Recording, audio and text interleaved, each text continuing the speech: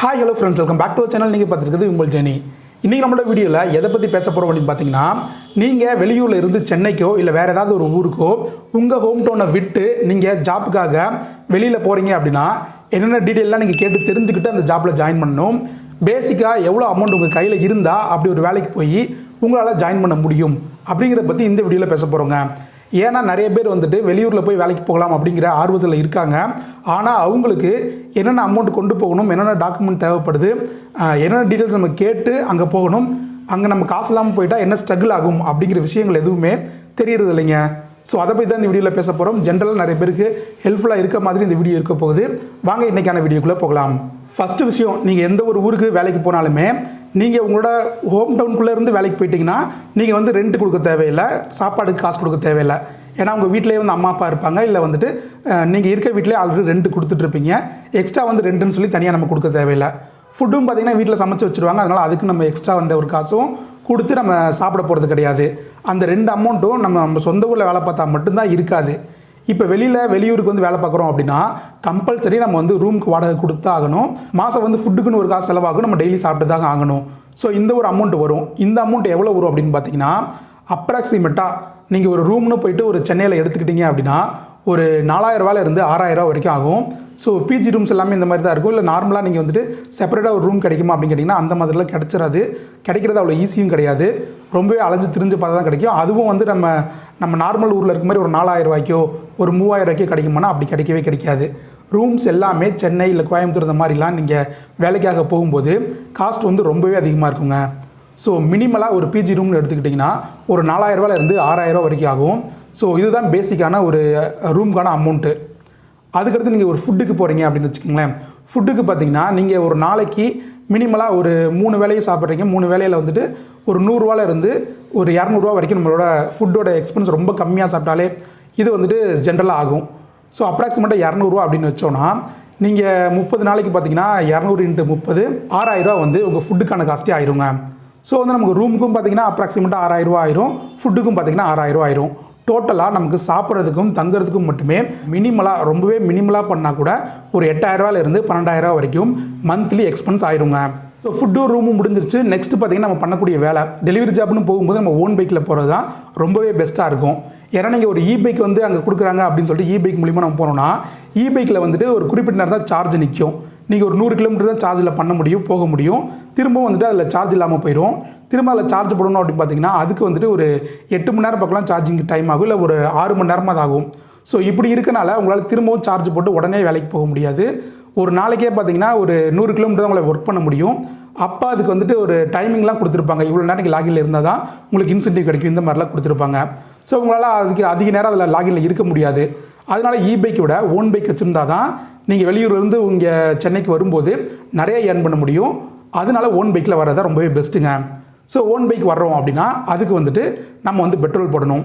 30 நாளும் பெட்ரோல் போடணும். அப்ராக்சிமேட்டாக ஒரு நாளைக்கு 300 பெட்ரோல் வச்சாலும் 30 நாளைக்கு பார்த்தீங்கன்னா 9,000 வந்துட்டு பெட்ரோலுக்கான காஸ்ட்டாக இருக்கும். பைக் நான் வந்து வாங்கிக்கிறேன் அப்படின்னு போனீங்கன்னா பைக்கில் பார்த்தீங்கன்னா அதுக்கு வந்துட்டு ஒரு டெபாசிட் அமௌண்ட் கட்ட சொல்லுவாங்க. ஏன்னா நீங்கள் வந்துட்டு ஒருத்தர் இருந்து பைக் வாங்குறீங்க அப்படின்னா அந்த பைக்கை வந்துட்டு அவங்க ஒரு டெபாசிட் அமௌண்ட்டோட தான் வாங்கிட்டு வந்துட்டு உங்களுக்கு ப்ரொவைட் பண்ணுவாங்க. ஃப்ரீயாக வந்துட்டு ஒரு டாக்குமெண்ட் வச்சுட்டு உங்களுக்கு பைக் வந்து ப்ரொவைட் பண்ணிட மாட்டாங்க. ஸோ அதனால் நீங்கள் அதுக்கு டெபாசிட்டாக அமௌண்ட் கட்டணும். டெபாசிட் அமௌண்ட் பார்த்தீங்கன்னா ஒரு 1,500 இருந்து 2,000 2,500 வரைக்கும் வாங்குவாங்க. இங்கே நிறைய வந்து ரெண்டலுக்கு பைக் கொடுக்கக்கூடிய நிறைய கம்பெனிஸ் வந்துட்டு நம்ம சென்னையில் இருக்கும். நீங்கள் வந்து ஜாயின் பண்ணக்கூடிய அந்த கம்பெனியில் போயிட்டிங்கன்னா அதில் தான் மேக்ஸிமம் பார்த்தீங்கன்னா ரெண்டல் வந்து கம்மியாக கொடுப்பாங்க.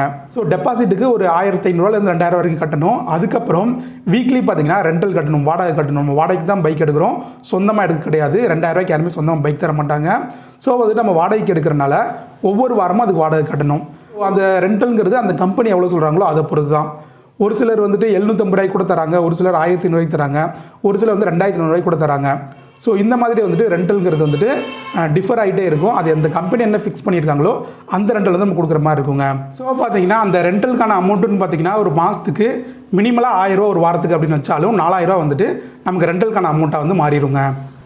ஸோ இப்போ டோட்டலாக பார்த்தீங்கன்னா ஃபுட்டு ரூமு ரெண்டல் எல்லாம் சேர்த்திங்கன்னா ஒரு 12,000 ப்ளஸ் ஒரு 4,000 16,000 ஒரு 15,000 இருந்து 18,000 வரைக்கும் நம்மளோட இந்த ரூமு ரெண்டலு சாப்பாடு நம்மளோட பைக்கோட ரெண்டல் அப்படின்னு சொல்லிட்டு இவ்வளோ அமௌண்ட் போயிடுங்க. ஸோ நீங்கள் 15,000 இருந்து 18,000 வந்து இந்த எக்ஸ்பென்ஸே போயிடும். இதை தாண்டி நீங்கள் என்ன ஏர்ன் பண்ணுறீங்களோ அதுதான் உங்களோட சேவிங்ஸாக இருக்குங்க. ஸோ இதெல்லாம் வந்துட்டு ரொம்ப மினிமலான ஒரு கம்பல்சரியான நெசரியான செலவுங்க. இது இல்லாமல் நம்ம வேறு ஊரில் இருந்து சென்னைக்கு வேலைக்கு வரோம் அப்படிங்கும்போது நம்ம வந்து ஒரு படத்துக்கு போகலான்னு நினைக்கலாம், இல்லை வெளியில் போகலான்னு நினைக்கலாம், இல்லை இந்த மாதிரி வேறு ஏதாவது ஒரு பர்சனல் எக்ஸ்பென்ஸ் இருக்கும். ஸோ இந்த மாதிரி எக்ஸ்பென்ஸுக்கெலாம் பார்த்திங்கன்னா அது செப்பரேட்டாக அதிக காசு ஆகும். ஸோ இதெல்லாம் டோட்டலாக பார்த்திங்கன்னா உங்களுக்கு எக்கச்சக்கமாக ஆகிட்டே இருக்கும். நீங்கள் வந்து இங்கே வேலை செய்யறதுக்காக கஷ்டப்பட்டு வேலை செஞ்சு ஏர்ன் பண்ணலாம் அப்படிங்கிறதுக்காக வரீங்க. ஸோ உங்களோட எக்ஸ்பென்ஸ் எவ்வளோக்கு கம்மி பண்ணிக்கிறீங்களோ அவ்வளோக்குள்ள இதிலேருந்து நீங்கள் சேமிக்கிற அமௌண்ட் எல்லாமே உங்களோட சேவிங்ஸாக நீங்கள் வந்துட்டு உங்கள் வீட்டுக்கோ இல்லை உங்களோட பர்சனல் சேவிங்ஸாகவோ எடுத்து வச்சுக்கலாங்க. நம்மளோட கமெண்ட்டில் வந்துட்டு ஒருத்தர் கமெண்ட் பண்ணியிருந்தாரு. அவர் வந்துட்டு ஒரு 10,000 அமௌண்ட்டோட வந்திருந்தேன் அப்படிங்கிற மாதிரி சொல்லியிருந்தாரு. பட் வந்துட்டு அவரோட இன்ஃபர்மேஷன் கேட்டிருந்தேன். அவரோட இன்ஸ்டாகிராம் ஐடியிலேருந்து நீங்கள் வந்து எனக்கு ஷேர் பண்ணுங்களாம் சொல்லியிருந்தேன். அவர் சொன்னது வந்து அவ்வளோ உண்மையாக தெரியல, ஃபேக்காக கூட இருந்திருக்கலாம். பட் வந்து அவர் சொன்ன ஒரு வார்த்தை என்னென்னா, நான் 10,000 வந்தேன் அப்படின்னு சொன்னார். ஸோ எந்த ஒரு ஜாபாக இருந்தாலும் நீங்கள் சென்னைக்கு வேலைக்கு வரீங்க அப்படின்னா வெறும் 10,000 வச்சு கொண்டு வந்தீங்கன்னா இங்கே வந்து ரன் பண்ணவே முடியாது. சுத்தமாக வந்துட்டு இதில் உங்களுக்கு அந்த ரூமுக்கு கொடுக்குறதுக்குமே சாப்பாடு கொடுக்குறதுக்குமே அது பத்தாது. ஸோ வெறும் 10,000 வச்சு சென்னைக்கு வந்து நம்ம வேலை தேடி இந்த வேலையில் ஜாயின் பண்ணி நம்ம ஏர்ன் பண்ணி செட்டில் ஆக முடியுமா அப்படின்னா கண்டிப்பாக முடியவே முடியாது. உங்கள் ஊரில் இப்போ வேலையே இல்லை, எனக்கு வந்து சுத்தமாக எங்கள் ஊரில் ஆப்பர்ச்சுனிட்டியே இல்லை அப்படின்னு இருக்கவங்க வேணால் சென்னைக்கு வந்து வேலை தேடி வரலாம். அப்படி வேலை தேடி வந்தாலும் நீங்கள் பேக்கப்பாக பார்த்தீங்கன்னா ஒரு அமௌண்ட் கையில் வச்சுருக்கணும். இனிஷியலாக உள்ளே வரும்போது ஒரு 20,000 25,000 வரைக்கும் நீங்கள் வந்து உங்கள் அக்கௌண்ட்டில் வச்சுருக்கணும். உங்களோட ஃபஸ்ட் மாதத்துக்கான ஃபுட்டுக்கும் உங்களோட ரூமுக்கும் உங்களோட எக்ஸ்பென்ஸ்க்கும் வந்துட்டு உங்களுக்கு வந்து அமௌண்ட் தேவைப்படும். இந்த அமௌண்ட்டை வந்து வேறு யாருமே தர மாட்டாங்க, நீங்கள் தான் கொண்டு வரணும். ஸோ நிறைய பேர் பார்த்தீங்கன்னா இப்போ வேலை இருக்குது அப்படிங்கும்போது இதை பற்றி அவங்க பெருசாக யோசிக்கிறது கிடையாது. நம்ம போனோன்னா வேலை கிடச்சிரும், வேலை கிடச்சுன்னா நமக்கு எல்லா எக்ஸ்பென்ஸ் அவங்களே பண்ணி கொடுத்துருவாங்க அப்படிங்கிற மாதிரி யோசிக்கிறாங்க. எந்த ஒரு கம்பெனியுமே அந்த மாதிரி பண்ணாது. நாம் வீட்டிலேருந்து ஒர்க் பண்ணால் மட்டும்தான் நம்ம வீட்டிலே சாப்பிட்டுக்கலாம், வீட்டிலே ரெண்ட்லாம் கொடுத்துருவாங்க அப்படி இருந்தால் மட்டும்தான் நமக்கு வந்துட்டு அந்த காசுலாம் சேவிங்ஸ் ஆகும். அப்படி இல்லாமல் நம்ம வெளியூர் வரும்போது வாடகை கொடுத்து ஆகணும், சாப்பாட்டுக்கு காசு கட்டி தான் ஆகணும், வேறு ஏதாவது எக்ஸ்பென்ஸ் இருந்துச்சுன்னா அதுவும் நம்ம செலவு பண்ணி தான் ஆகணும். அது எல்லாமே நம்மளோட சேலரியில் தான் நம்ம கொடுக்க முடியும். அதை தாண்டி சேலரி கிடையாது, நம்ம சேலரிக்குள்ளே தான் அதெல்லாம் கொடுக்க முடியும்.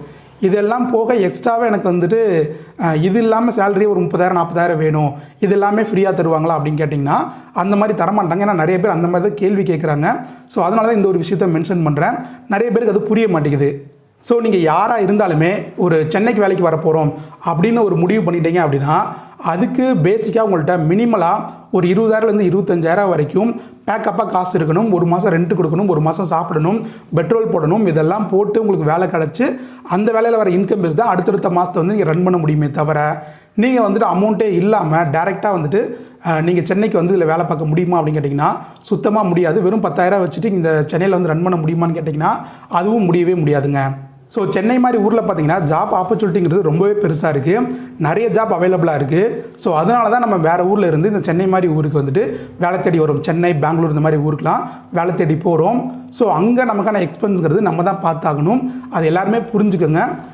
எல்லாமே கொடுத்து எல்லாமே வந்துட்டு ரூமோ இல்லை ஃபுட்டோ இல்லை வந்துட்டு உங்களுக்கு பைக்கோ எல்லாமே வந்துட்டு ஃப்ரீயாக ப்ரொவைட் பண்ணி ஏர்ன் பண்ண சொல்லி அதிலிருந்து உங்களுக்கு வந்துட்டு ஃபுல்லாக ஒரு 30,000 40,000 ஏர்னிங் இருந்தாங்க அப்படின்னு சொல்லிட்டு எந்த கம்பெனியுமே கொடுக்க மாட்டாங்க.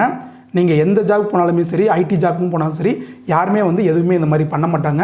நம்ம தான் நம்மளோட எக்ஸ்பென்ஸ் எல்லாமே பார்த்துக்கணுங்க. இதை தாண்டி நம்மளால் அங்கே ஏர்ன் பண்ண முடியும். அங்கே சென்னையில் ஆப்பர்ச்சுனிட்டி பார்த்திங்கன்னா அதிகமாகவே இருக்கும். பெர் மந்த்துக்கு பார்த்திங்கன்னா நீங்கள் கண்டிப்பாக ஒரு 30,000 45,000 வரைக்கும் ஏர்ன் பண்ண முடியும். அதுக்கு நீங்கள் ஃபுல் டைம் அதிகமாக ஒர்க் பண்ணணும். அதுக்கு நீங்கள் ஓன் பைக்கில் போகணும். மற்றபடி பைக்கில் போனாலோ இல்லை வந்துட்டு நீங்கள் அமௌண்ட் ரொம்ப கம்மியாக கொண்டு போனாலோ உங்களால் அந்த ஒரு மாதத்தை அங்கே சர்வை பண்ண முடியாது. உங்களுக்கு காசு பத்தாது. அதில் வந்துட்டு உங்களால் அது மாதிரி நீங்கள் சரியாக வேலை பார்க்க முடியாது. நான் வந்துட்டு ஒரு 4 மணி நேரம் தான் வேலை பார்ப்பேன், 5 மணி நேரம் தான் வேலை பார்ப்பேன், எனக்கு வந்து 35,000 40,000 ஏர்னிங் கிடைக்குமா அப்படின்னு கேட்டிங்கன்னா கண்டிப்பாக கிடைக்கவே கிடைக்காது. இதில் நம்ம எவ்வளோ மணி நேரம் வேலை பார்க்குறோம், ஒரு 10 மணி நேரம் வேலை பார்த்தா தான் நம்ம இதிலிருந்து அதிகமாக ஏர்ன் பண்ண முடியுமே தவிர ஒரு கம்மியான மணி நேரம் வேலை பார்த்து நம்ம வந்துட்டு இதில் அதிகமாக ஏர்ன் பண்ண முடியாது, சென்னையில் சர்வை பண்ண முடியாதுங்க. ஸோ உழைக்க தயாராக இருக்கேன் அப்படிங்கிறவங்க இந்த உங்கள் ஊரில் ஆப்பர்ச்சுனிட்டியே இல்லை, வேலைக்கான வாய்ப்பே இல்லை அப்படிங்கிறவங்க மட்டுமே சென்னையை வந்து ட்ரை பண்ணி பாருங்கள். மற்றபடி இருக்கவங்க முடிஞ்சளவு அவங்க ஊரில் என்ன ஜாப் கிடைக்குதோ அந்த ஜாப்பை பார்த்துட்டு இருக்கிறது ரொம்ப பெஸ்ட்டாக இருக்குங்க. ஸோ அவ்வளோதான் ஃப்ரெண்ட்ஸ், இந்த வீடியோவில் இதை பற்றி எக்ஸ்பிளைன் பண்ணணும்னு நினச்சேன். நிறைய பேருக்கு அது கண்டிப்பாக ஹெல்ப்ஃபுல்லாக இருக்கும் அப்படின்னு நினைக்கிறேன். சென்னைக்கு நீங்களும் வரலாம் அப்படிங்கிற ஒரு ஐடியாவில் இருந்தீங்கன்னா நான் சொன்ன எல்லா பாயிண்ட்டையும் யோசிச்சு பாருங்கள். அப்ராக்சிமேட்டாக நீங்களே ஒரு கால்குலேட் பண்ணி பாருங்கள். உங்களுக்கு வந்துட்டு இப்போ நீங்கள் எந்த கம்பெனியில் ஜாயின் பண்ண போகிறீங்களோ இல்லை எந்த ஒரு டெலிவரி ஜாப்பில் ஜாயின் பண்ண போகிறீங்களோ அவங்க வந்துட்டு உங்களுக்கு ரூம் ஃபெசிலிட்டி ஏற்பாடு பண்ணி தரேன் அப்படின்னு சொன்னாங்கன்னா அவங்கள்ட்ட கேளுங்க, ரூமுக்கு ரெண்ட் எவ்வளோ அப்படிங்கிற ஒரு டீட்டெயில் கேளுங்க. இப்போ பைக்னா பைக் ரெண்ட் எவ்வளோ, ஃபுட்டுனா ஃபுட்டுக்கு ரெண்ட் எவ்வளோ, இது மூணையுமே நீங்கள் கால்குலேட் பண்ணி பாருங்கள். ஒரு மாதத்துக்கு எவ்வளோ காசு வருது, எவ்வளோ காசு வந்து நான் இப்படி ரெண்ட்டாகவே கொடுக்க வேண்டியது இருக்குது அப்படிங்கிறத கால்குலேட் பண்ணிவிட்டு, ப்ளஸ் உங்களுக்கு தனியாக எக்ஸ்பென்ஸ் என்ன இருக்கும், நீங்கள் படத்துக்கு போவீங்களா, இல்லை வேறு ஏதாவது எக்ஸ்பென்ஸ் பண்ணுவீங்களா, வேறு ஏதாவது வாங்கி சாப்பிடுவீங்களா அப்படிங்கிறத யோசிச்சுக்கோங்க. அதுக்கு எவ்வளோ எக்ஸ்பென்ஸ் ஆகுங்கிறதையும் கால்குலேட் பண்ணிக்கோங்க. இது எல்லாமே கால்குலேட் பண்ணி உங்களுக்கு ஒரு அமௌண்ட் வரும் பார்த்தீங்களா, அதுதான் பேக்கப் அமௌண்ட். அந்த அமௌண்ட்டை விட ஒரு 5000 ரூபா எக்ஸ்ட்ரா வச்சுட்டு பேங்க்கில் உங்களோட பர்சனல் அக்கௌண்ட்டில் வச்சுட்டு நீங்கள் வந்து சென்னைக்கு வேலைக்காக வாங்க. அப்படி வந்தால் மட்டும் தான் சர்வை பண்ண முடியும், ஏர்ன் பண்ண முடியும். ப்ளஸ் வந்தாலுமே இதில் வந்து நம்ம நல்லா ஒர்க் பண்ணுற மாதிரி இருக்கும். கிட்டத்தட்ட ஒரு 10 மணி நேரம் ஒர்க் பண்ணுற மாதிரி இருக்கும். அப்படி ஒர்க் பண்ணால் தான் நம்ம இதில் வந்து நல்லாவே ஏர்ன் பண்ண முடியுங்க. ஸோ அவ்வளோதான் ஃப்ரெண்ட்ஸ், இந்த வீடியோ இதோட முடியுது. இந்த வீடியோ பிடிச்சது லைக் பண்ணிடுங்க, மறக்காம சப்ஸ்கிரைப் பண்ணிடுங்க. உங்களுக்கு ஏதாவது டவுட் இருந்தாலும் கமெண்ட்டில் கேளுங்க, ஃபியூச்சர் வீடியோஸில் பற்றி பார்க்கலாங்க. தேங்க்யூ ஃபார் வாட்சிங்.